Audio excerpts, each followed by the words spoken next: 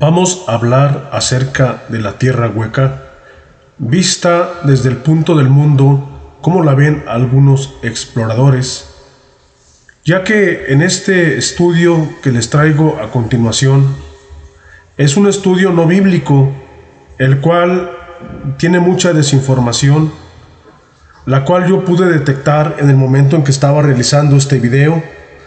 Así que considero mucho que ustedes lo vean este video como algo de fantasía en lugar de algo real, ya que están mezcladas las verdades con mentiras y no podemos distinguir con claridad cuál es la verdad y cuál es la mentira, ya que no es como la palabra de Dios, que no tiene errores.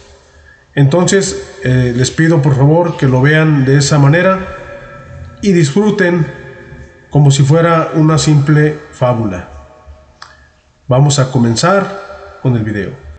Una de las partes que omití habla acerca de que esos seres que dicen que no conocen a Jesús, también dicen por ahí que la Biblia está mal traducida y que está mal hecha, y empiezan a aventarle. Y también hablan acerca de Noé y dicen que Noé estuvo ayudando a los atlántidos y a los gigantes también, y una serie de cosas muy fabulosas que en lo personal no las pude soportar, así que las tuve que quitar. Y como les mencionaba al principio, nada más entreténganse, y pues si algo de aquí sirve, pues tómenlo. De cualquier manera, estos datos no son la última palabra, es solamente información de la cual se tiene muy poca luz. Vamos a comenzar con el video. Hasta la fecha, los científicos solo han penetrado unos kilómetros hacia el interior de la Tierra y no saben nada sobre qué hay más abajo. Se aferran a conjeturas, adivinanzas y suposiciones. Muchas de las teorías y creencias de aceptación común sobre el interior de la Tierra no se apoyan en una base científica. Parecen originarse en la antigua idea de la Iglesia, donde dicen que en el centro de la Tierra está el infierno. La creencia científica de que el centro de la Tierra es una masa de fuego y metal fundido no cuenta con mayor evidencia que la religiosa. Las dos son meras suposiciones sin un gramo de prueba. Es probable que surgiera del hecho de que cuando más se penetra en la Tierra, mayor es la temperatura, pero es absurdo suponer que ese aumento de temperatura continúa hasta el centro de la Tierra. No hay evidencia que apoye esta teoría. Es más probable que el aumento de temperatura siga hasta llegar al nivel donde se origina la lava volcánica y los terremotos, probablemente debido a la presencia de muchas sustancias radioactivas en el lugar. Después de pasar esta capa de calor máximo, no hay nada que impida que la temperatura descienda cada vez más hasta el centro de la Tierra. La superficie total de la Tierra es de 317 millones de kilómetros cuadrados y el peso estimado toneladas, 6 quintillones de toneladas si la Tierra fuera una esfera sólida, y el peso sería mucho mayor. Esto es una de las evidencias científicas en el interior de la Tierra, que es hueco. El autor cree que esta es la concepción más veraz de la estructura de la Tierra, que se basa en la idea de que cuando estaba en estado fundido durante su formación, una fuerza centrífuga hizo sustancias más pesadas que fueran arrojadas hacia afuera a la periferia en forma de rocas y metales para formar la corteza externa. El interior quedó hueco con aberturas en los polos, donde la fuerza centrífuga era menor y donde había menor tendencia a arrojar materiales hacia afuera. Sin embargo, esta tendencia era mayor en el ecuador, lo cual explica que la Tierra sobresalga en esta región. Se estima que como consecuencia de la rotación de la Tierra sobre su eje, durante el estado de formación, se formaron depresiones polares y aberturas que miden alrededor de 2.260 kilómetros de diámetro. También presentamos evidencia que indica que la parte de fuego y materiales incandescentes originales permanecieron en el centro de la Tierra para formar un Sol central, por supuesto mucho más pequeño que el nuestro, pero capaz de emitir luz y permitir el crecimiento de plantas. Además veremos que la aurora boreal o rayos de luz que iluminan el cielo ártico por la noche provienen de este Sol central, cuyos haces pasan a través de la abertura polar. Por lo tanto, si la Tierra fuera una bola de fuego y metal fundido en su origen, parte de este fuego permaneció en el centro, mientras que la fuerza centrífuga hizo que la materia sólida fuera arrojada hacia la superficie, a causa de la rotación sobre el eje. De esta manera formó una corteza sólida y el interior quedó hueco, como una bola de fuego en el centro, que formó un Sol central que proporciona iluminación para las plantas, animales y los humanos. La primera persona que presentó esta teoría de la Tierra hueca con aberturas en los polos fue un pensador de Estados Unidos, William Reid, autor del libro El fantasma de los polos, publicado en 1906. Aquí encontramos la primera recopilación de la evidencia científica basada en informes de exploradores árticos que apoyan la teoría de que la Tierra es hueca, con aberturas en los polos. Reid calcula que la corteza de la Tierra tiene un grosor de 1300 kilómetros en el interior hueco y que tiene un diámetro de 10.300 kilómetros. Reid resume su teoría revolucionaria de la siguiente manera: la Tierra es hueca, los polos tan buscados son fantasmas. Existen aberturas en las extremidades norte y sur. En el interior hay vastos continentes, océanos, montañas y ríos. La vida vegetal y animal es evidente en este nuevo mundo y es probable que esté poblado por razas desconocidas para los habitantes de la superficie terrestre. Reid señalaba que la Tierra no es una verdadera esfera, sino que está achatada en los polos y que comienza a achatarse cuando uno llega a los hipotéticos polos, que en realidad no existen porque ahí están las aberturas que dan al interior hueco. Por lo tanto, los polos están en el aire, en el centro de las aberturas polares, y no en la superficie como suponen aquellos que quieren llamarse descubridores de los polos.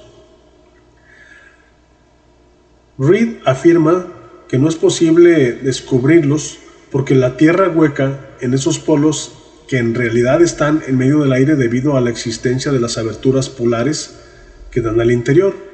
Cuando los exploradores creían llegar al polo, era porque los confundía el comportamiento extraño de la brújula a latitudes tan altas, al norte y al sur.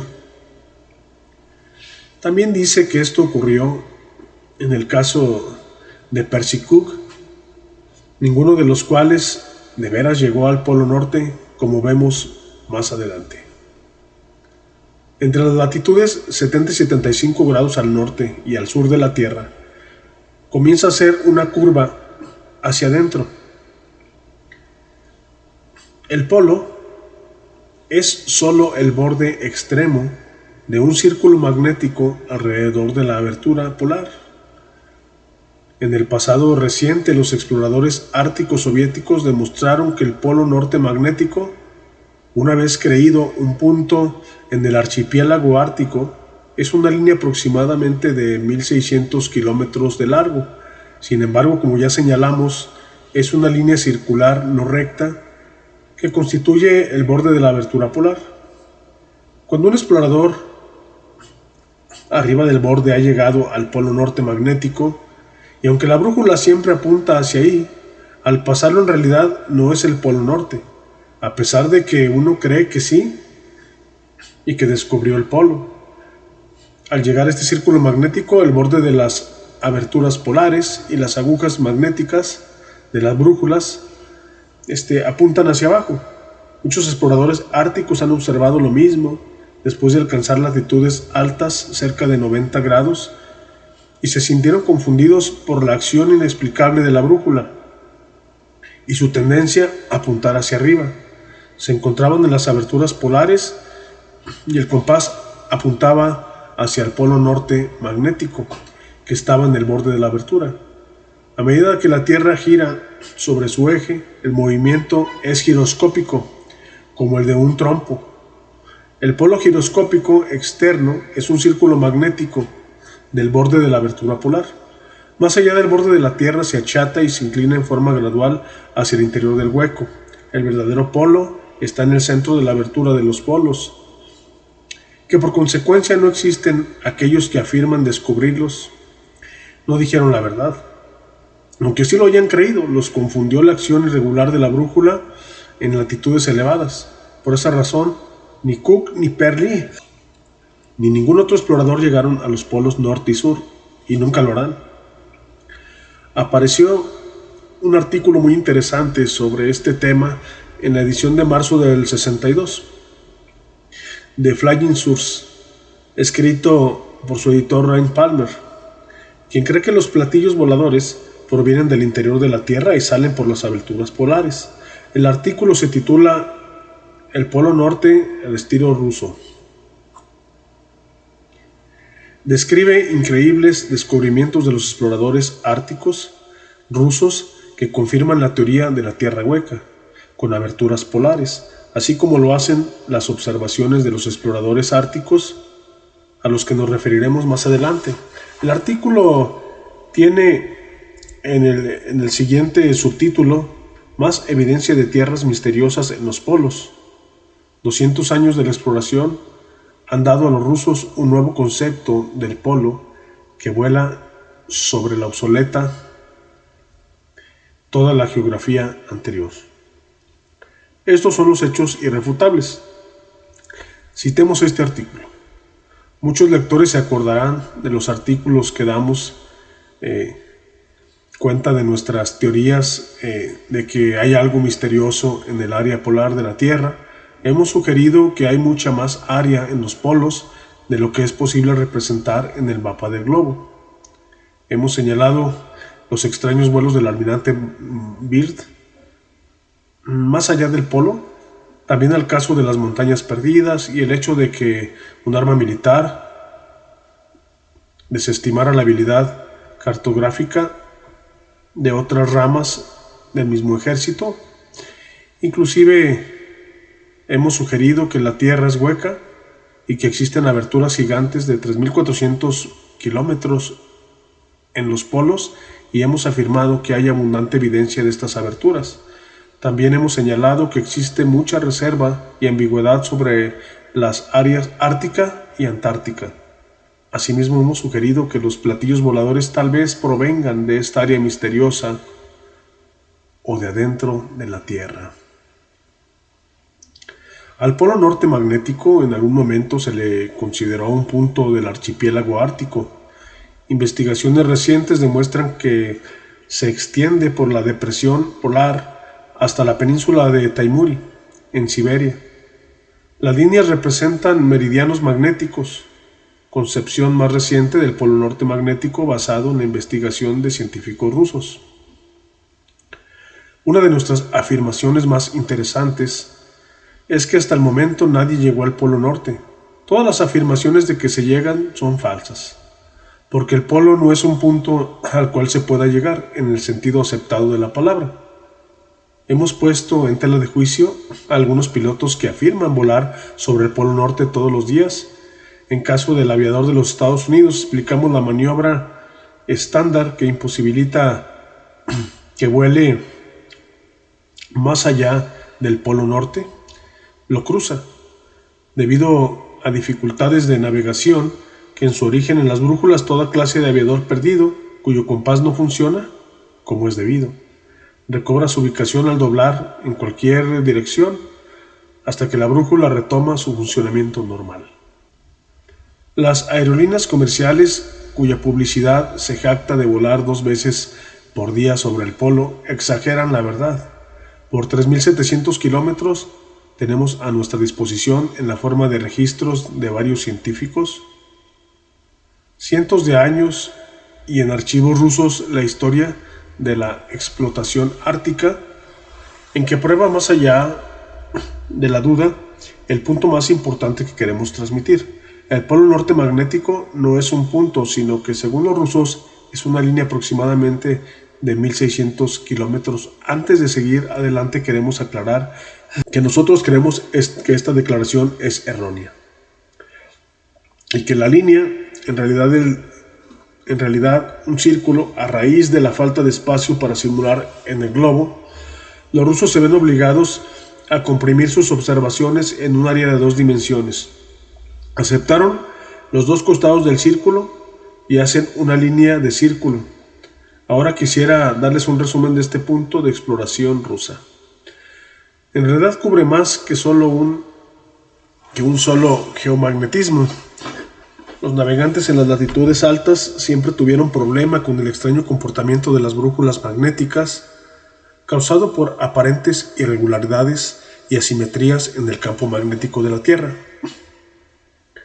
Los primeros mapas magnéticos fueron creados con esta premisa, basados en suposiciones, esperanzas de que el polo norte magnético fuera un punto.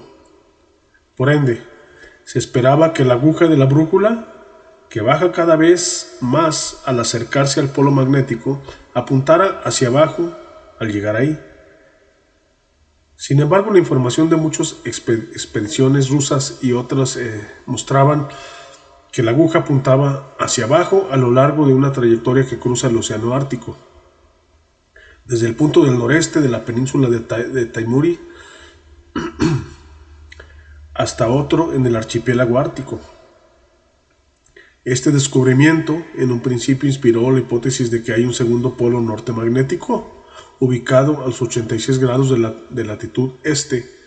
Observaciones más refinadas destacaron esta idea. El mapa del campo magnético ahora muestra los meridianos magnéticos que corren junto en un grupo de líneas desde el norte del archipiélago ártico hasta Siberia. Se ha demostrado que en el polo norte magnético alguna vez consideraron un punto archipiélago ártico que se extiende por la depresión polar hasta la península de Taimyr en Siberia. En el polo, en términos de magnetismo, es un área muy extendida que cruza la depresión polar de un continente a otro. Tiene una longitud por lo menos de 1600 kilómetros y es probable que existan 1600 kilómetros más como una línea difusa. Por lo tanto, cuando el almirante Byrd o cualquier otro explorador ártico que hizo uso de la brújula magnética y sostiene que llegó al polo, hace una afirmación muy vaga.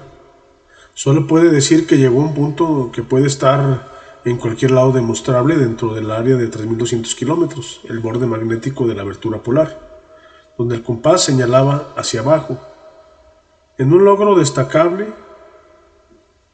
pero no el descubrimiento del polo, ya que otras clases de brújulas como la guía giroscópica y de inercia tienen limitaciones igualmente vagas. Nos animamos a afirmar que nadie ha llegado al polo y que no existe un polo al cual llegar. Luego, al no encontrar explicación para el comportamiento extraño de la brújula en la depresión polar, los teóricos recurrieron al espacio y la atmósfera de la superficie e inclusive al Sol para explicar lo que les ocurre a los instrumentos.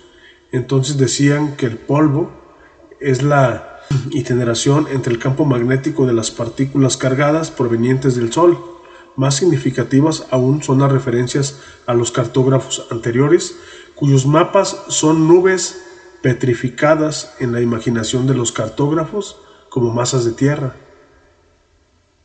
La Armada se sintió molesta cuando el ejército dijo que las montañas perdidas del Polo Sur nunca estuvieron ahí, porque no podían encontrarlas con sus propias conjeturas confusas, basadas en el polo magnético que no existe. En la actualidad descubrimos que las áreas nuevas de la Tierra están descubiertas y que se descartan los viejos mapas porque las tierras que muestran ya no existen. Esto nos trae al tema de las tierras misteriosas de la gran extensión de las áreas polares, que no pueden situar el globo sin superposición con otras extensiones. Es sabido que los polos magnéticos del norte y el sur no coinciden con los polos geográficos, como ocurriría si la Tierra fuera una esfera sólida, convexa en los polos. La razón de que los polos magnético y geográfico no coincidan es que mientras el polo magnético está sobre y a lo largo del borde de la abertura polar, el geográfico está en el centro.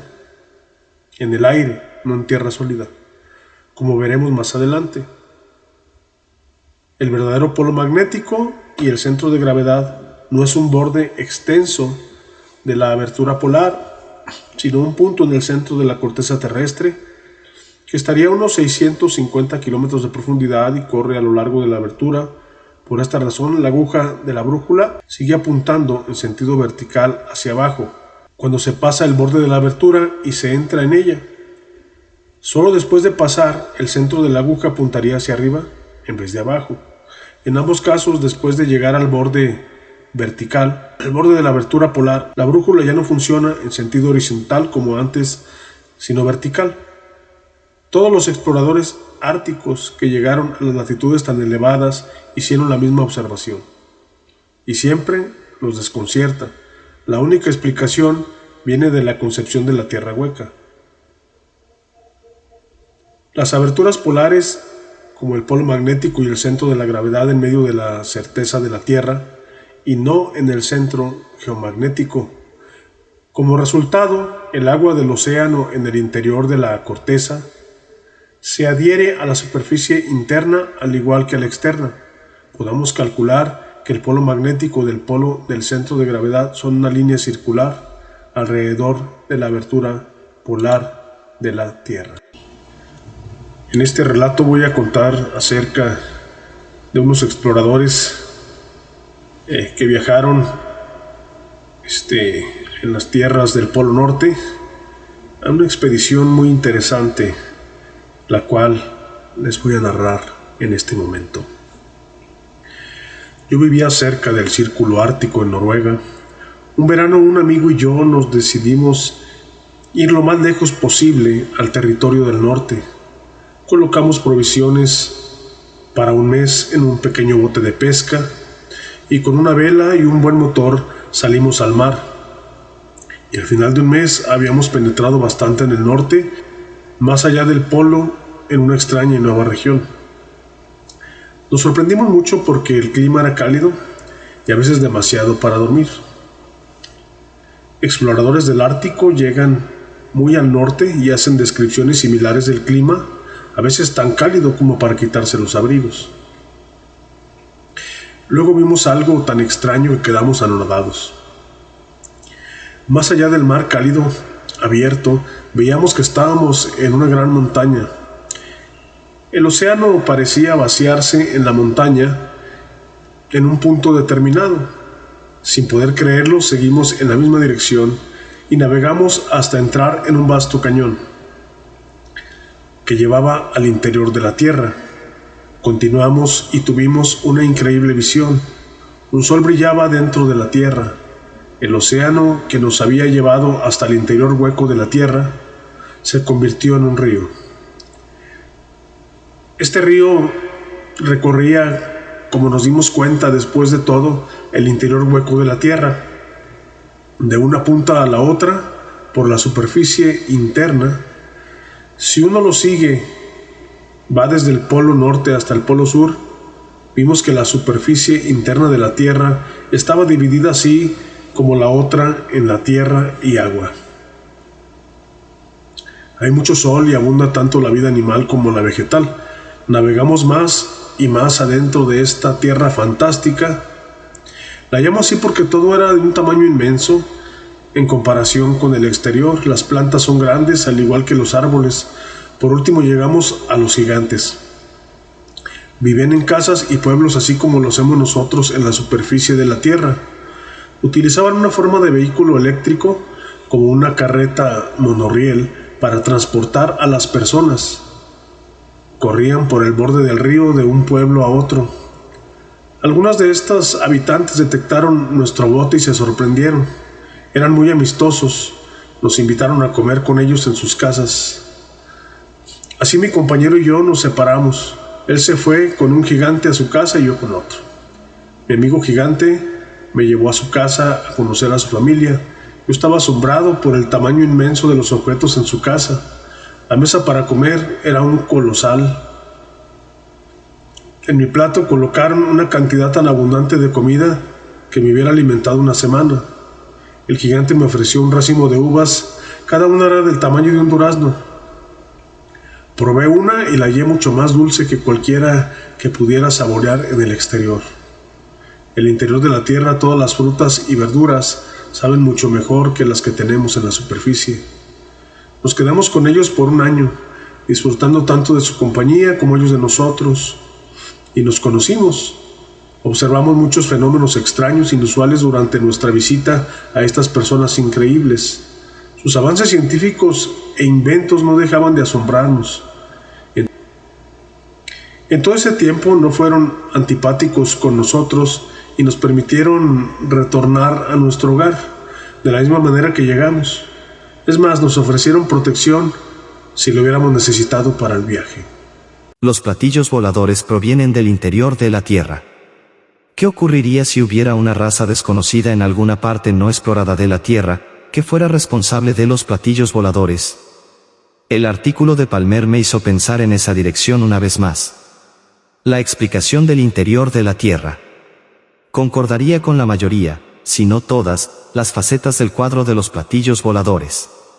Varias escuelas de ocultismo enseñan que las aberturas polares dan entrada a las ciudades de Agartha, el mundo subterráneo, tales como Chambaya, la capital, y otras.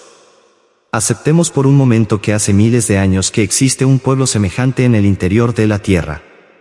Tal vez es anterior al hombre, o tal vez dio origen al hombre del exterior. Quizás siempre lo han vigilado y, en ocasiones, asistido con tecnología, dando lugar a lo que hoy denominamos leyendas. Tal vez construyeron la Gran Pirámide o son responsables de algunos de los milagros registrados en las historias religiosas y seculares.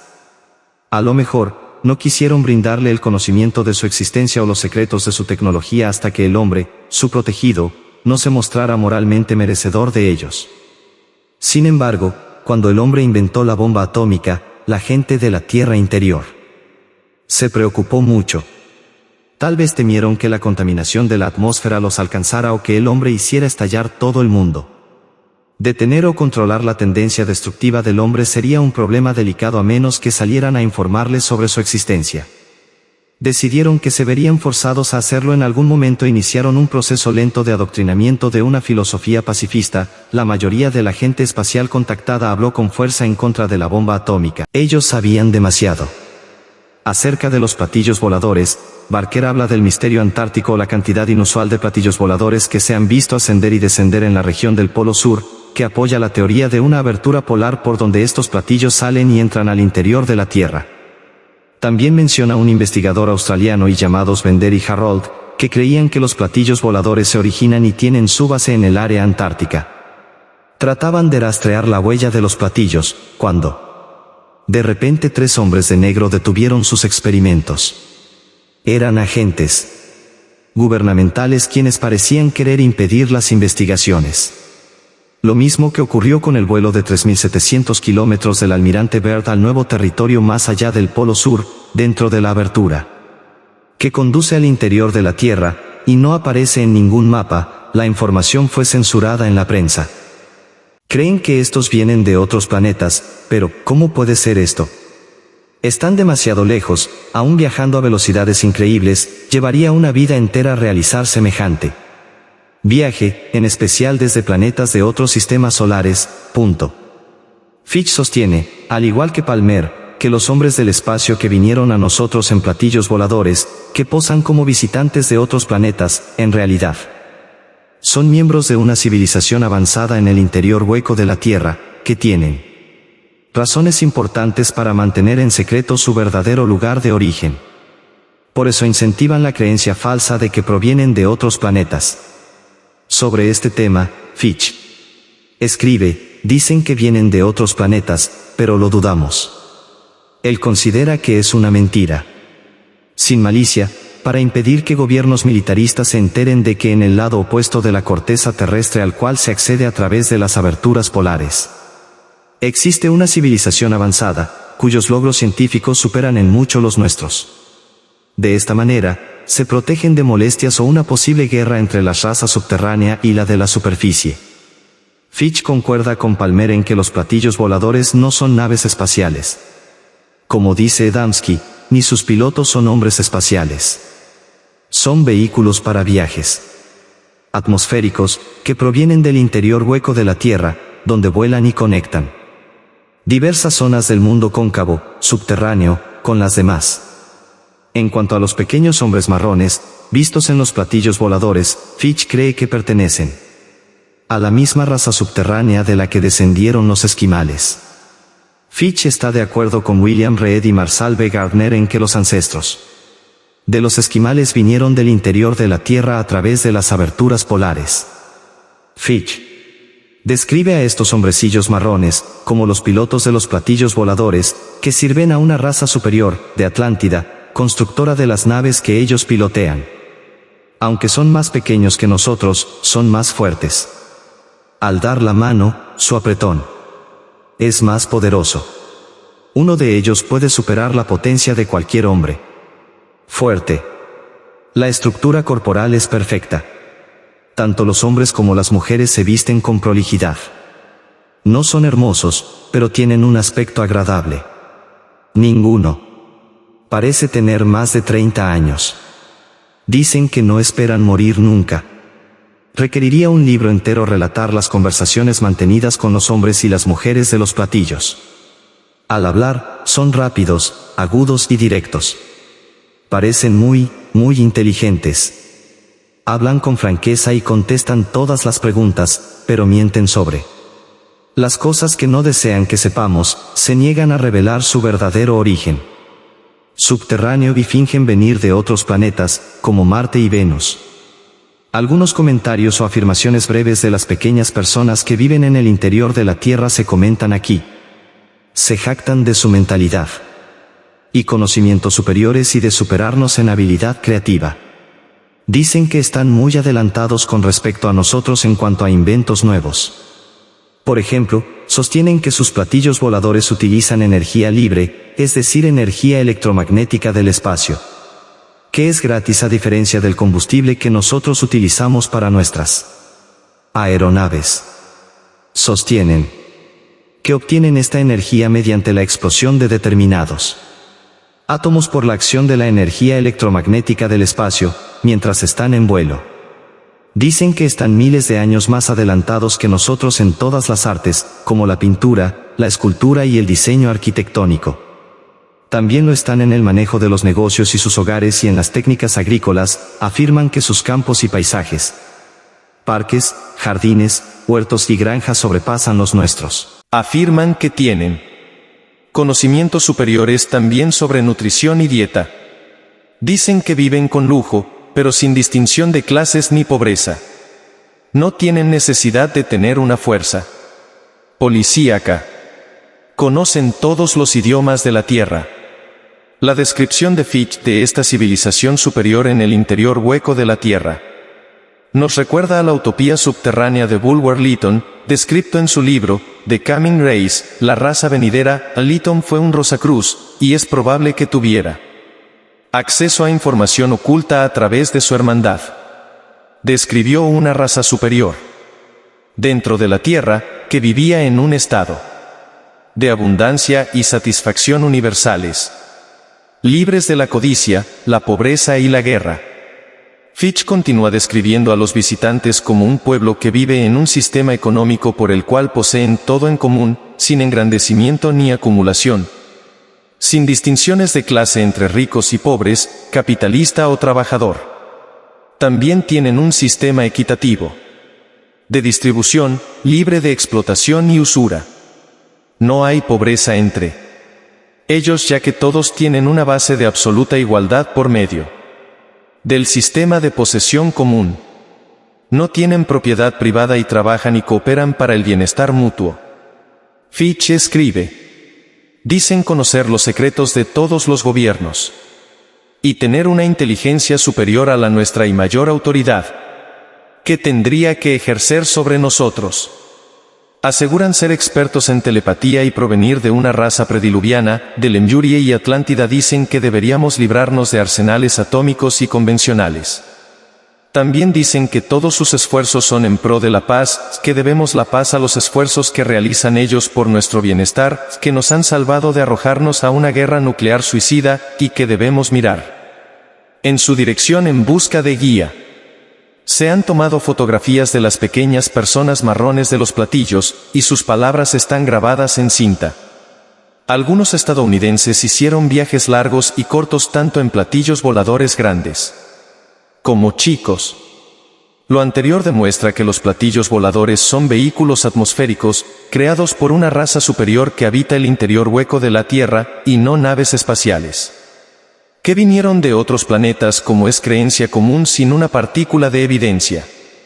Tenemos pruebas concretas de que esto no es posible, puesto que las visitas en masa de los platillos voladores ocurrieron después de la explosión de la primera bomba atómica en Hiroshima. Algunos autores suponen que la irrupción de la explosión atrajo la atención de los habitantes de otros planetas o sistemas solares, que enviaron platillos voladores para impedir una catástrofe que pudiera poner en peligro a todo el universo, inclusive a ellos.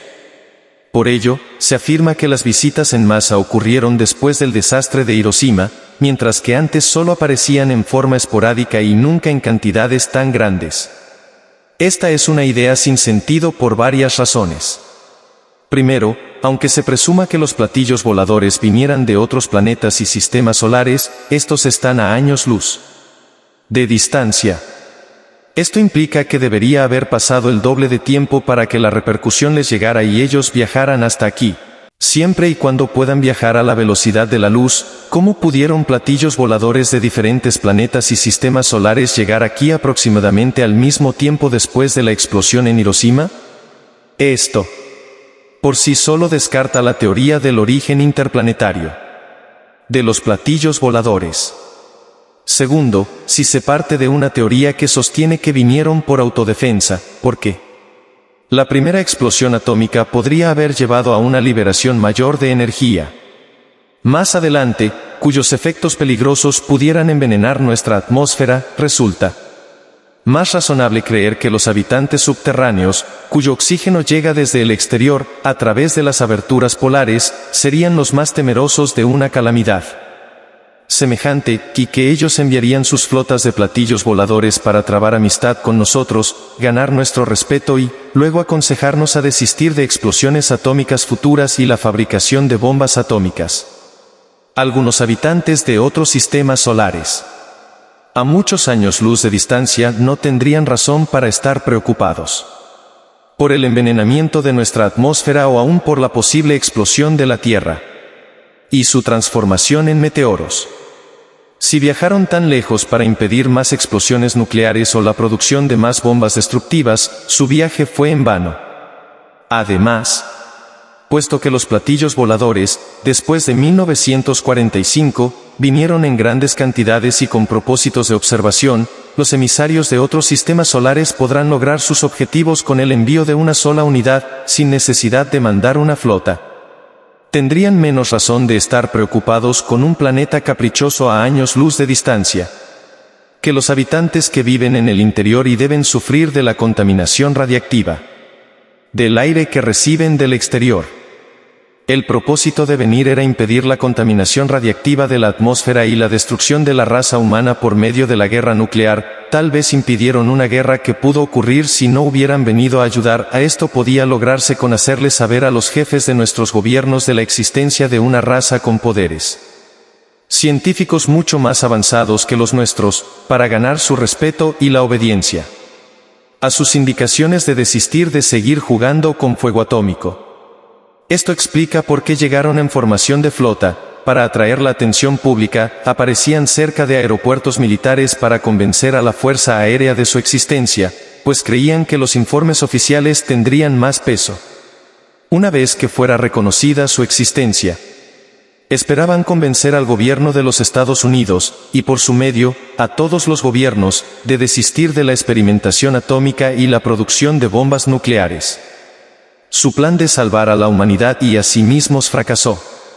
A pesar de toda la evidencia innegable de su existencia en poder de las Fuerzas Armadas de los Estados Unidos, en vez de reconocer y admitir tal existencia, como raza superior que venía para instruirnos, ayudarnos e impedir que cometiéramos suicidio nuclear, los líderes del gobierno se negaron a creer en su realidad. Y por supuesto, como se duda de su existencia, no se realizó ningún esfuerzo por cooperar con su plan de evitar una catástrofe mundial y la destrucción por radiación de la raza humana, en curso en la actualidad, en la forma de residuos radioactivos que han alcanzado un nivel peligroso en el hemisferio norte, de acuerdo a las mediciones recientes de un científico italiano en Roma, en lugar de respetar a estos seres superiores que poseían un desarrollo científico mucho mayor que el nuestro, como lo demuestra la superioridad de sus aeronaves. Platillos voladores, en vez de recibirlos de manera amistosa, cuando uno de esos platillos se acercaba a un campo militar de los Estados Unidos, se enviaban aviones a perseguirlos con las instrucciones de dispararles para que cayeran y así poder descubrir el secreto de la construcción de las naves y fuente de poder. En el famoso incidente del capitán Mandel, él persiguió a un platillo volador que apareció cerca de un aeropuerto militar mientras subía cada vez más, hasta que su avión explotó en forma misteriosa. Desilusionados con sus esfuerzos de establecer contacto amistoso con la humanidad de la superficie, los jefes de las flotas de platillos voladores que aparecieron en nuestro cielo después de 1945, y continuaron llegando en grandes cantidades hasta unos años después, dejaron de enviar tantas naves como cuando tenían esperanzas de ser nuestros amigos y convencernos de desistir de más experimentación y explosiones atómicas y de fabricar bombas. La cantidad de platillos voladores que quedaron en nuestra atmósfera fueron pocos, como hoy en día. Es probable que los pocos que permanecen aquí lo hagan con el fin de tomar medidas de los residuos radiactivos y la contaminación atmosférica, que luego comunican a los científicos de una base subterránea. Existen muchos otros argumentos en contra de la hipótesis interplanetaria del origen de los platillos voladores. Esta teoría no explica cómo, en condiciones geológicas, químicas, atmosféricas, gravitacionales, climáticas y geográficas completamente diferentes, planetas a millones o miles de millones de kilómetros de distancia, pertenecientes a otros sistemas solares, podrían haberse desarrollado seres humanos tan iguales a nosotros en estructura, apariencia, vestimenta, costumbres, lenguaje, acento e ideas, como los venusianos, quienes Adamski sostiene que conoció en una nave principal, o nave espacial, que visitó. El hecho de que esta gente no solo se parece a nosotros, sino que tiene la misma estatura y hasta hablan con un acento, en muchos casos, un acento alemán, parece extraño si vienen de otro planeta. Parece mucho más probable que hayan venido originalmente de la superficie de la Tierra, logrado acceso al mundo subterráneo y estén empleados como pilotos, por autoridades subterráneas que los enviaron a nosotros. Si vinieran de otros planetas o sistemas solares, sería improbable que se parecieran y hablaran en forma tan parecida a nosotros.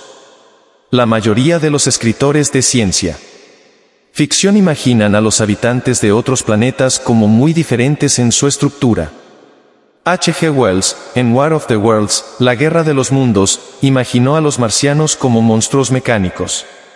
Sería una extraña coincidencia que otros planetas desarrollaran formas de vida tan idénticas a las nuestras, como son los pilotos de los platillos voladores, según aquellos que los conocieron.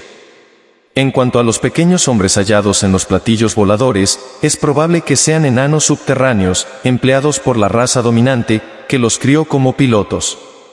Si las personas vistas en los platillos voladores fueran miembros de nuestra propia raza, en especial alemanes, ya que tantos pueden hablar alemán, lo cual sería extraño si vinieran de otro sistema solar o planeta, empleados como pilotos, es probable que sus comandantes les hubieran indicado no revelar el secreto del origen de los platillos voladores, porque el área de tierra del Nuevo Mundo en el interior hueco de la Tierra es mayor que el de la superficie, donde tenemos más terreno cubierto por océanos. Si los gobiernos militaristas se enteraran de esto, se apresurarían a enviar sus aeronaves por las aberturas polares para reclamarlo como propio, así como los gobiernos de Europa hicieron con América en cuanto Colón descubrió el nuevo continente. Si determinados gobiernos ambiciosos de la superficie buscaran apropiarse de este nuevo territorio de clima ideal por la fuerza, si enviaran expediciones equipadas con armas nucleares, la población subterránea, superior a nosotros, se vería obligada a defenderse por medio de sus rayos de la muerte. Son de una fuerza mucho más poderosa que la energía atómica, capaz de producir la desintegración y desmaterialización atómica de los invasores y sus armas. Preferirían evitar una catástrofe semejante dado que son pacifistas y detestan la guerra. Por esta razón, ellos deseaban mantener en secreto la existencia del mundo subterráneo. Quisieron evitar que invasores del exterior molestaran a sus habitantes.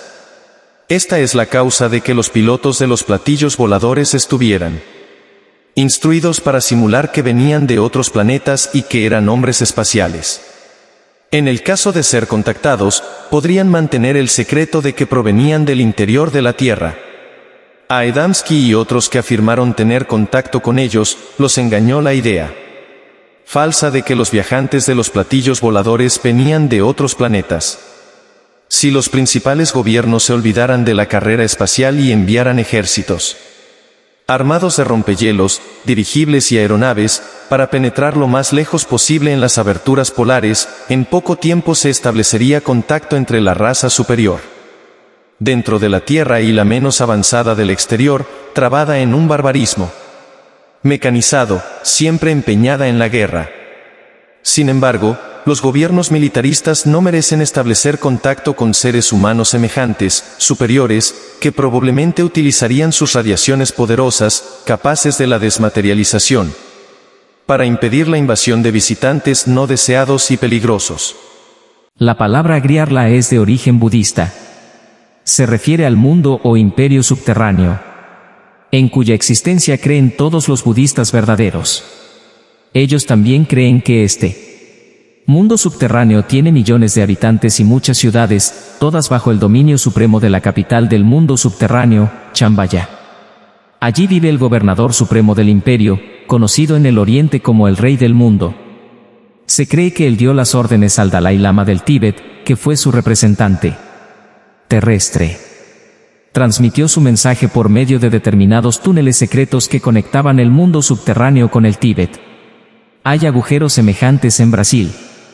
Brasil, en el oeste, y Tíbet, en el este, parecen ser las dos partes del mundo donde se accede con mayor facilidad al contacto entre el mundo subterráneo y el mundo de la superficie, debido a la existencia de estos túneles.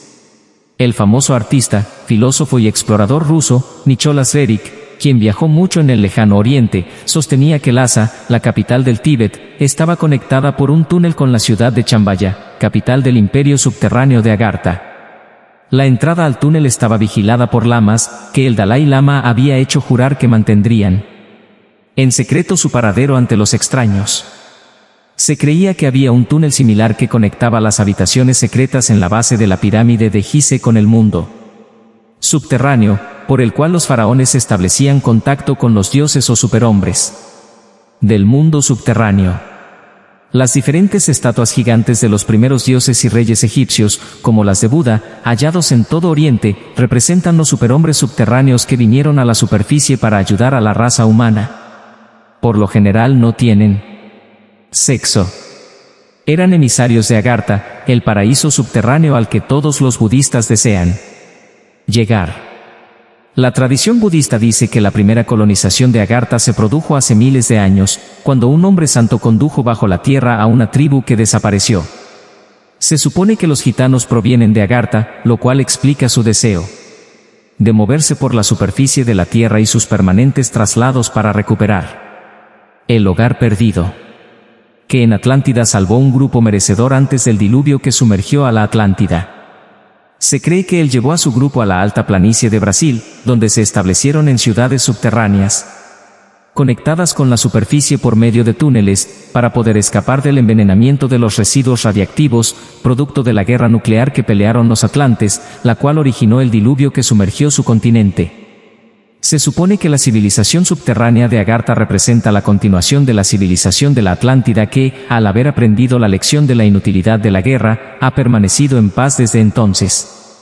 Así, hicieron progresos científicos estupendos, sin las interrupciones y los inconvenientes de las guerras que sufre nuestra civilización. Aquella civilización tiene miles de años, la Atlántida se hundió hace 11.500 años, mientras que la nuestra es muy joven, solo tiene unos siglos. Los científicos subterráneos pueden manejar fuerzas de las que nosotros no sabemos nada, como demuestran sus platillos voladores, operados por una fuente de energía nueva y desconocida, más sutil que la energía atómica.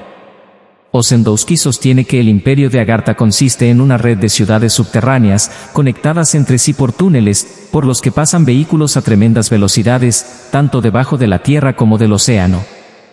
El continente perdido de Lemuria y la Atlántida, además de la raza original perfecta de los hiperbóreos, la raza de los dioses. Durante varias épocas de la historia, los superhombres o dioses de Agartha vinieron a la superficie para enseñar a la raza humana y salvarla de las guerras, las catástrofes y la destrucción. La llegada de los platillos voladores poco después de la primera explosión atómica en Hiroshima representa otra visita semejante, pero esta vez no aparecieron entre los hombres los dioses mismos, sino emisarios. En la épica hindú, el Ramayana, se describe a Rama como un emisario de Agartha, que vino en un vehículo aéreo que probablemente era un platillo volador. Una tradición china habla de maestros divinos que vinieron en vehículos aéreos. El fundador de la dinastía inca, Manco Cápac, vino de la misma manera. Uno de los maestros más importantes de Agartha en América fue Quetzalcóatl, el Gran, profeta de los mayas y aztecas y de los indígenas de América en general, tanto del norte como del sur. Sabemos que era un extraño para ellos, proveniente de otra raza, de la Atlántida, porque era de tez y cabello claros, alto y con barba, y ellos eran oscuros, pequeños y lampiños. Los indígenas de México, Yucatán y Guatemala lo reverenciaron como a un salvador mucho antes que al hombre blanco. Los aztecas lo llamaron Dios de la abundancia y estrella de la mañana. El nombre Quetzalcóatl significa serpiente emplumada, es decir, maestro de la sabiduría, simbolizado por la serpiente, que vuela. Se le dio este nombre porque llegó en un vehículo aéreo, que parece haber sido un platillo volador. Es probable que haya venido del mundo subterráneo, porque luego de permanecer un tiempo con los indígenas, desapareció en forma misteriosa de igual manera como vino. Se describe a Quetzalcóatl como un hombre de buena apariencia y expresión seria, con una barba blanca y vestido con un ropaje largo. También se lo llamó Huemac, por su gran bondad y moderación. Enseñó a los indígenas el camino de la virtud y trató de salvarlos del vicio al darles leyes y aconsejarles resistir a la lujuria y practicar la castidad. Les enseñó el pacifismo y condenó todas las formas de violencia. Instituyó una dieta vegetariana, con maíz como el alimento básico, y les enseñó a hacer ayuno y a practicar higiene corporal. Según el arqueólogo de América del Sur, Harold Wilkins, Quetzalcóatl también fue el maestro espiritual de los habitantes de Brasil. Luego de permanecer un tiempo con los indígenas y de comprobar lo poco que deseaban seguir sus enseñanzas, excepto por sus recomendaciones de plantar y alimentarse de maíz como alimento básico en lugar de la carne, Quetzalcóatl partió y les dijo que algún día regresaría. Sabemos que este visitante del cielo vino como se fue en un platillo volador porque cuando Cortés invadió México, el emperador Moctezuma creyó que se trataba del anunciado retorno de Quetzalcóatl. Lo creyó porque una bola de fuego giraba sobre la Ciudad de México, y todas las personas gritaban y aullaban y prendieron fuego al templo del dios de la guerra. Creían que esta bola de fuego era un platillo volador en el cual viajaba Quetzalcóatl. Osiris fue otro dios subterráneo. Según Donnelly, en su libro Atlantis, The Antediluvian World, Atlántida, el mundo antediluviano, los dioses de los antiguos eran los gobernadores de la Atlántida y miembros de una raza sobrehumana que gobernaba la humana.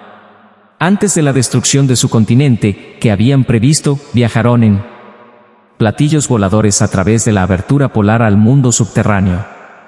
En el interior hueco de la Tierra, donde aún viven. El imperio de Agartha, escribió Ossendowski en su libro Beasts, Men and Gods, Bestias, Hombres y Dioses, se extiende por túneles subterráneos a todas partes del Mandou. En ese libro habla de la vasta red de túneles construida por una raza prehistórica de la más remota antigüedad, que pasa debajo de océanos y continentes, por los que viajaban vehículos veloces. El imperio del que habla Ossendowski, y del que aprendió de los lamas del lejano oriente durante sus viajes en Mongolia, consiste en ciudades subterráneas bajo la corteza terrestre. Debemos diferenciar estas de las que están situadas en el centro hueco de la Tierra. Por lo tanto, existen dos mundos subterráneos, uno más superficial y otro en el centro de la Tierra. Juganín, cuyo libro sobre platillos voladores y el mundo subterráneo mencionamos antes, cree que existen muchas ciudades subterráneas en diferentes profundidades, entre la corteza terrestre y el interior hueco. Con respecto a los habitantes de estas ciudades, escribe lo siguiente: esta otra humanidad tiene un alto grado de civilización, organización económica y social y progreso cultural y científico. En comparación, la de la superficie terrestre es una raza de bárbaros. En su libro, Juganín muestra un diagrama del interior de la Tierra, en el que se observan varias ciudades subterráneas en diferentes niveles de profundidad, conectadas entre sí por túneles. Las describe dentro de inmensas cavidades en la Tierra. Dice que la ciudad de Chambaya, la capital del imperio subterráneo, está en el centro de la Tierra, en el interior hueco, en vez de encontrarse en la corteza sólida. Escribe lo siguiente: todas las cavernas subterráneas de América están habitadas por gente antigua que desapareció del mundo. Estos pueblos y las regiones subterráneas donde viven están bajo la misma autoridad suprema del Rey del mundo. Tanto el Océano Atlántico como el Pacífico, una vez, fueron el hogar de los vastos continentes que luego se sumergieron, y sus habitantes hallaron refugio en el mundo subterráneo. Las profundas cavernas están iluminadas por una luz resplandeciente que permite el crecimiento de cereales y otros vegetales y les brinda una larga vida, libre de enfermedades. En este mundo, existe una gran población y muchas tribus. En su libro The Coming Race, Bulwer Lytton describe una civilización mucho más avanzada que la nuestra, que existe dentro de una gran cavidad en la Tierra, conectada con la superficie por un túnel. Esta cavidad inmensa era iluminada con una extraña luz, que no requería de lámparas para producirla, sino que parecía resultar de la electrificación de la atmósfera. Esta luz mantenía la vida vegetal y permitía a los habitantes subterráneos cultivar sus propios alimentos. Los habitantes de Utopía que Lytton describe eran vegetarianos. Tenían aparatos que les permitían volar en vez de caminar. Estaban libres de enfermedad y tenían una organización social perfecta, en la que cada uno recibía lo que necesitaba, sin la explotación de unos por otros. Se afirma que la corteza terrestre está llena de redes de túneles que pasan debajo del océano de un continente a otro y a las ciudades subterráneas en grandes cavidades en la Tierra. Estos túneles abundan en América del Sur, en especial debajo de Brasil, que fue uno de los principales centros de la colonización de los habitantes de la Atlántida, y podemos presumir que fueron quienes los construyeron. El más conocido de estos túneles es el Camino de los Incas, que se extiende por varios cientos de kilómetros al sur de Lima, Perú, y pasa debajo de Cusco, Tiahuanaco y Tres Ríos, en camino al desierto de Atacambo. Otra rama se dirige a Arica, Chile, que fue visitada por Madame Blavatsky. Se dice que los incas utilizaron estos túneles para escapar de los conquistadores españoles de la Inquisición. Ejércitos enteros entraron en ellos, con llamas cargadas con oro y tesoros, cuando los primeros conquistadores llegaron. Esa entrada también explica su misteriosa desaparición en ese momento, que dejó atrás solamente la raza de los quechuas.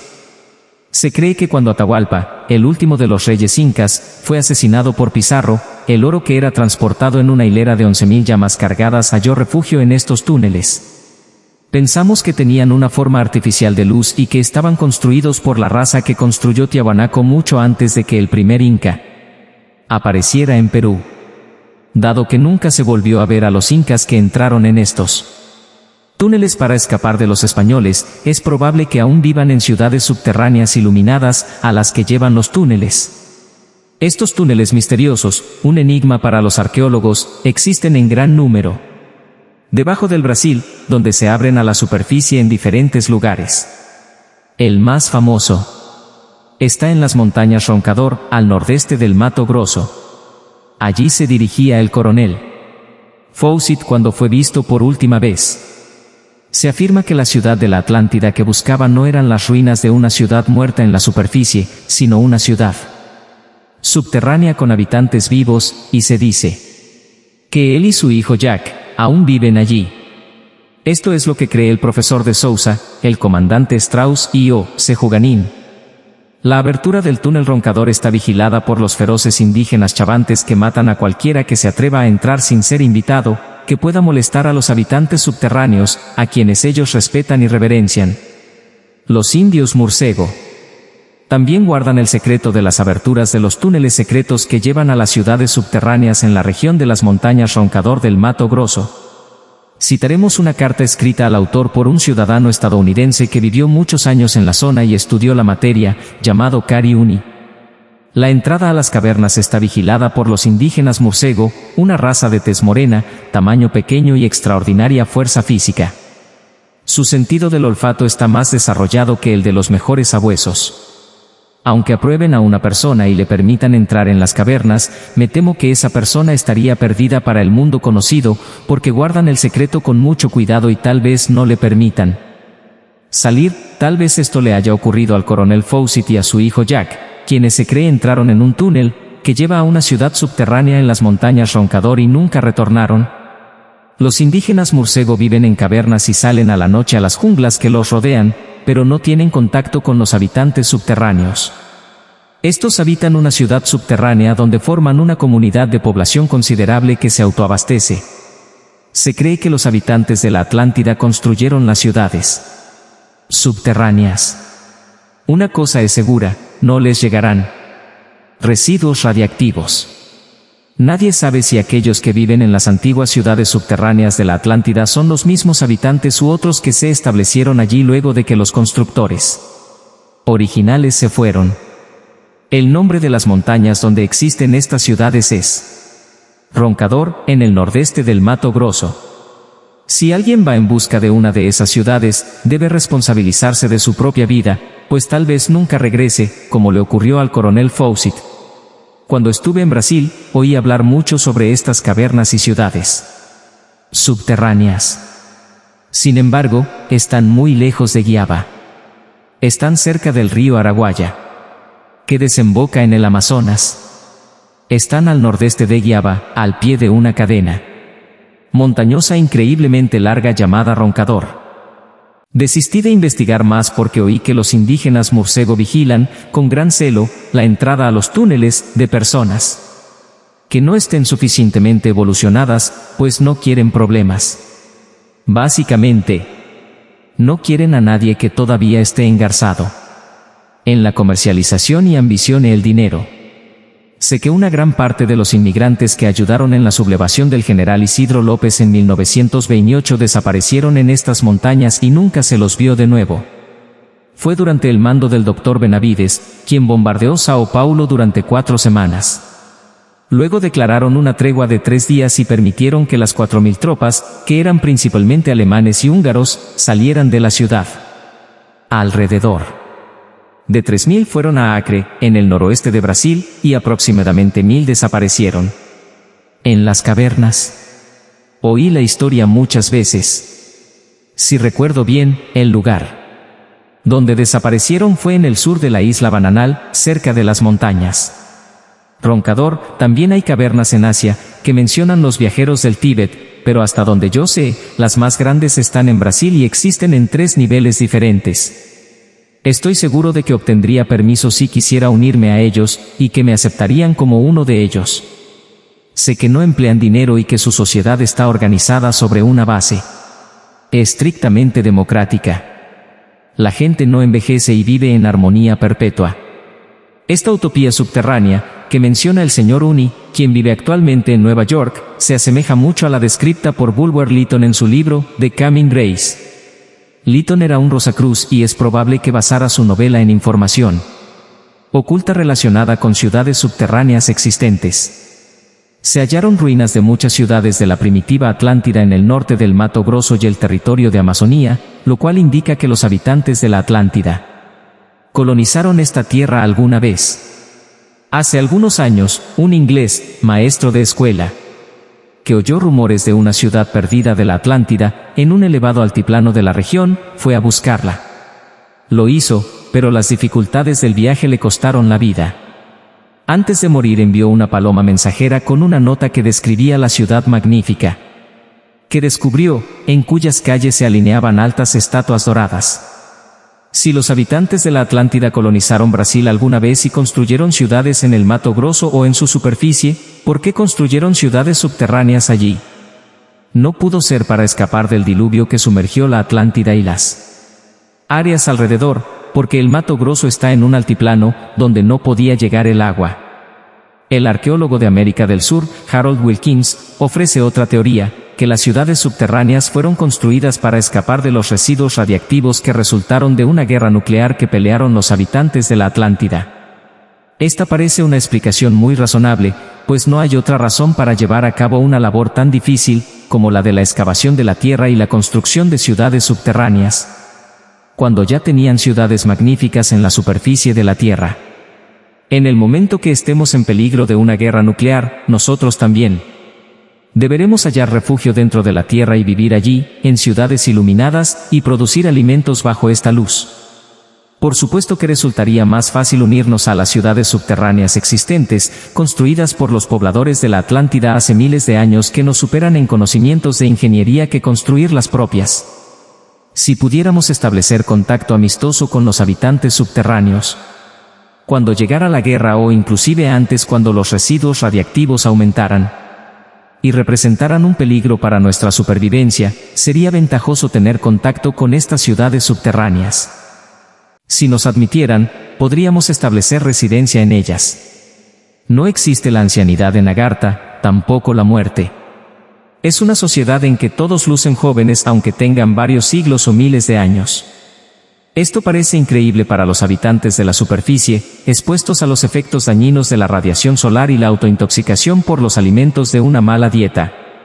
Los síntomas de la vejez no son los resultados del paso del tiempo o de un proceso de envejecimiento, sino que se deben a condiciones y hábitos biológicos dañinos. La senilidad es una enfermedad, y dado que los habitantes de Agartha están libres de enfermedades, nunca envejecen. Los dos sexos viven separados, y el matrimonio no existe. Cada uno es independiente y libre. Ninguno de los dos depende del sostén económico del otro. La reproducción se realiza por partenogénesis y los bebés nacidos de la virginidad son todos del sexo femenino. En esta civilización matriarcal, la mujer es considerada el sexo normal, perfecto y superior. La crianza de los niños está a cargo de maestros especiales, no de familias particulares. La comunidad los mantiene, así como a las madres. La cultura científica superior de la gente subterránea, cuyos platillos voladores son un ejemplo, es el resultado del desarrollo cerebral superior, de cerebros más poderosos. Esto se debe a que las energías vitales fluyen hasta el cerebro, en vez de disiparse por los canales sexuales, como ocurre entre las razas supuestamente civilizadas de la superficie. En realidad, la práctica sexual no forma parte de sus vidas.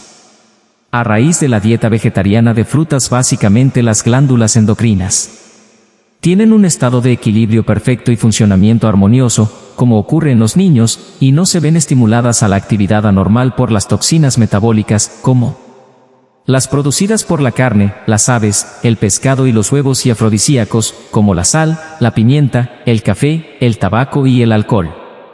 Al tener la sangre pura y libre de toxinas, los habitantes subterráneos pueden vivir en continencia absoluta, conservar todas las energías vitales y convertirlas en poder cerebral superior. Sus logros científicos superiores resultan de que su cerebro es superior al nuestro en cuanto a desarrollo intelectual. Conforman la raza que creó los platillos voladores. En cuanto a Agartha, el profesor Enrique J. de Souza, presidente de la Sociedad Teosófica de Brasil y una autoridad en el tema del mundo subterráneo, publicó un artículo en la revista de la Sociedad bajo el título ¿Doe Sangrilla existe? ¿Existe Sangrilla? Citamos las siguientes palabras. Entre todas las razas humanas, desde el principio del tiempo, siempre existió una tradición con respecto a la existencia de una tierra sagrada o paraíso terrenal, donde los ideales más elevados de la humanidad se realizaban. Este concepto podemos hallarlo en las escrituras y tradiciones más antiguas de los pueblos de Europa, Asia Menor, China, India, Egipto y las Américas. Se dice que solo las personas merecedoras, puras e inocentes pueden tener acceso a esta tierra sagrada. Por eso, constituye un tema central de los sueños de la niñez. El camino que lleva a esta tierra bendita, este mundo invisible, este dominio esotérico y oculto, constituye la búsqueda central y la clave maestra de todas las enseñanzas de misterio y los sistemas de iniciación del pasado, presente y futuro. Esta clave mágica es el ábrete sésamo que abre la puerta a un nuevo y maravilloso mundo. Los antiguos rosacruces lo designaron por una palabra francesa, vitriel, que es una combinación de las primeras palabras de la frase, vista interior a terra rectificando imbens amni lapidem.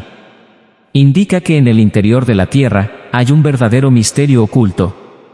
El camino a este mundo escondido es el camino de la iniciación. En la antigua Grecia, en los misterios de Delfos y Lucis, se hacía referencia a esta tierra paradisíaca como el monte Olimpo y los campos elíseos.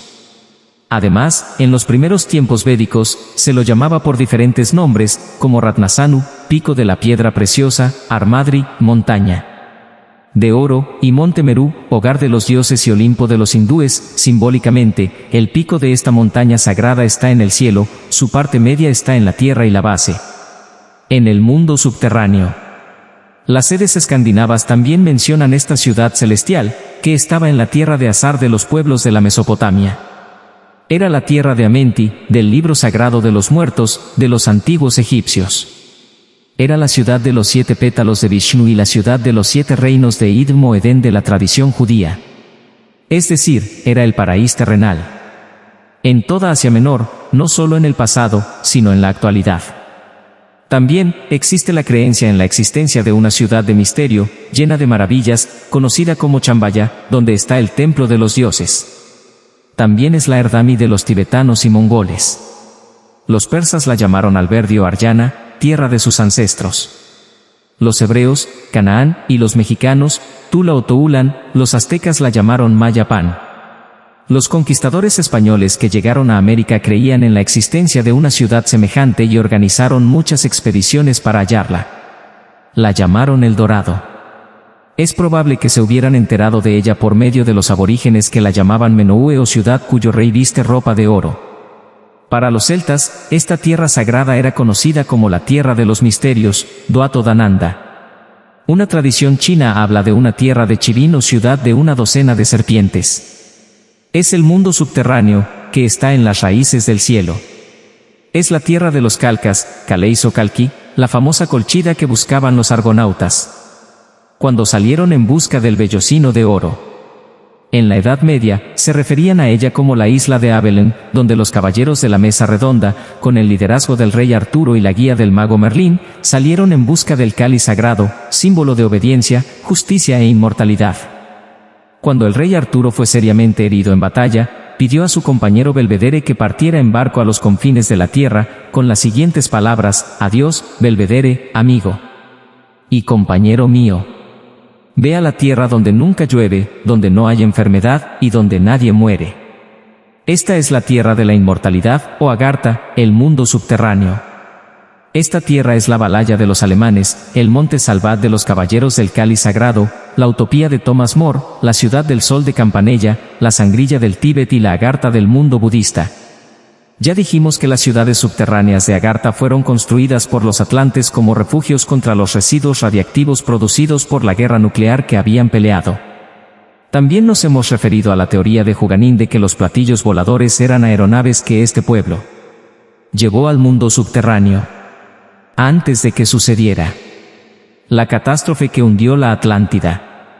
Abandonaron su hogar anterior en la cima de la montaña sagrada de 4 lados en el centro de la Atlántida, Monte Olimpo, o Merú, luego simbolizado en las pirámides truncadas de 4 lados, en Egipto y México, y viajaron por el cielo, por encima del puente del arco iris de la aurora boreal, a través de la abertura polar, al nuevo hogar en Valhalla, los palacios dorados de la ciudad de Chambaya, capital de Agartha, el mundo subterráneo.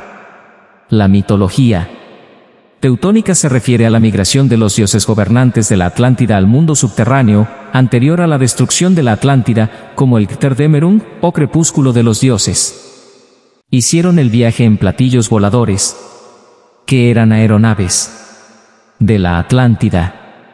Mientras en los días de la Atlántida los platillos voladores viajaban en la atmósfera externa de la Tierra, después de que entraron en el mundo subterráneo siguieron volando en la atmósfera interna, en el interior hueco. Después de la explosión atómica, de Hiroshima en 1945 salieron a la superficie en cantidad para evitar una catástrofe nuclear. La tragedia que le ocurrió a la Atlántida se debió a un desarrollo científico más adelantado que el moral. Esto originó una guerra nuclear que calentó la atmósfera, derritió las capas de hielo polares y produjo el diluvio que sumergió todo el continente. Un grupo de sobrevivientes halló refugio en las alturas de Brasil, que era una colonia de los habitantes de la Atlántida en ese momento, donde construyeron ciudades subterráneas, conectadas a la superficie por túneles, para impedir la destrucción a causa de los residuos radiactivos y la inundación. Según Platón, la Atlántida se sumergió debido a una serie de inundaciones que llegaron a su clímax hace aproximadamente 11.500 años. Alrededor de 4 millones de habitantes perdieron sus vidas. Aquellos que eran más espirituales y fueron prevenidos escaparon a Brasil a tiempo. Se afirma que ellos o sus descendientes aún viven allí, en ciudades subterráneas. En relación con esto, es interesante tomar en cuenta el libro de Julio Verne, A Journey to the Center of the Earth, Viaje al centro de la Tierra, que presenta una concepción similar sobre la formación de la Tierra. Verne describe un grupo de exploradores que entró en un conducto volcánico y, luego de viajar durante meses, llegó al centro hueco de la Tierra, a un nuevo mundo con un sol propio que lo ilumina, océanos, tierra y hasta ciudades, construidas por los habitantes de la Atlántida. Verne creía que antes de la destrucción de la Atlántida, algunos de sus habitantes escaparon y colonizaron ciudades subterráneas en el centro hueco de la Tierra. Dado que la mayoría de las predicciones de Verne luego fueron verificadas, es posible que esta también se cumpla. Por supuesto, que no por entrar en un conducto volcánico, sino por una expedición aérea a través de las aberturas polares hasta el interior hueco de la Tierra. Uno de los primeros colonizadores alemanes en Santa Catarina, Brasil, escribió y publicó un libro, en alemán antiguo, sobre el mundo subterráneo, con información obtenida de los indígenas.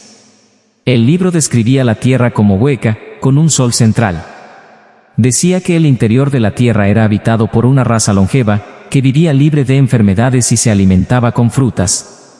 También sostenía que este mundo subterráneo estaba conectado con la superficie por medio de túneles abiertos, en su mayoría en la zona de Santa Catarina y alrededores en Brasil.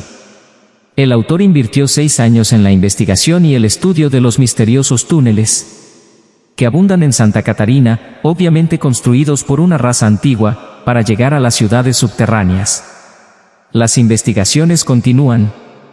En una montaña cerca de Joinville, los cantos corales de los hombres y las mujeres de la Atlántida se oyen en forma repetida, además del cantagalío, gallo que canta, que es una indicación típica de la existencia de una abertura de túnel que lleva a una ciudad subterránea. No es un animal vivo el que produce el sonido, sino probablemente una máquina. El explorador ruso, Ferdinando Sandowski, autor de Beasts, Men and Gods, sostiene que los túneles que pasan por debajo de los océanos Pacífico y Atlántico y de la Tierra son construcciones de hombres pertenecientes a una civilización preglaciar hiperbórea.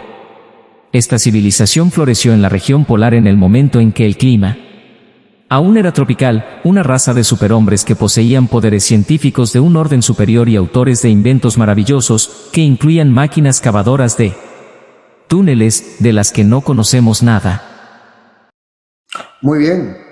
Bueno, hay muchos indicios de que hay ciudades subterráneas. De hecho, los gigantes, hay un libro que se llama El libro de los gigantes, que es muy cortito, donde se le avisó a los gigantes de lo que venía. Según lo que venía en el libro de Enoc y en la Biblia, fue que vino el diluvio, ¿verdad? Entonces todo lo que había en la superficie, murió. Pero los gigantes, como fueron avisados en sueños de lo que iba a pasar, ellos se escondieron debajo de la tierra, hicieron ciudades subterráneas, también se escondieron dentro de las montañas, etcétera, y por eso luego había gigantes después del diluvio. Por ejemplo, en Moisés, en el libro de Números, revela que también había gigantes allí, ¿no? Goliat mismo también era un gigante. Entonces, se escondieron debajo de la tierra.